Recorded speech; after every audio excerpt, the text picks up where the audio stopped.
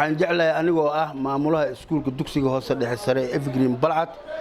inaan ku waafaqsanahay xiriirka kubadda cagta go'aanka uu qaatay inuu ardada ama dugsiyada uu qabto tartan kubadeed diyaar ayaan u nahay waxaana hadda idin muuqata inaan diyaar u nahay waxa idinkaga daliil ah hadda waxaad arkaysaan iyo waxaad arki doontiinba oo garoonka aad ku arki doontiin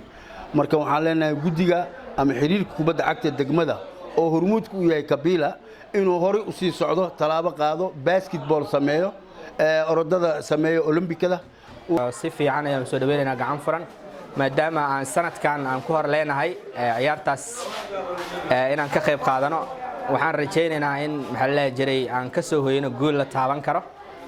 sidoo kale waxa u hambalyeynaya bahda reer Alfa oo ayagana diyaar garowgoodii oo kala duwanaa ay aad u sameynayaan si ay koobkaas oo u dhaxeeya iskuulada degmada Balcad ay inoogu soo hooyaan insha Allah maadaama championka koobka iskuulada loo qabtay aad iyo aad u faraxsanahay waxaan aad iyo aad u jeclaan lahayn haddii la yiraahdo koobka inuu iskuulka macluubi karo soo hooydo haddii la yiraahdo insha Allah dhammaan iskuulku tagaba waa ku faraxsanahay aniga qaasatan maadaama horumarkii wacan oo iskuulada loo sameeyay waay nasiib waxa waa Bruce baan waa cadi madow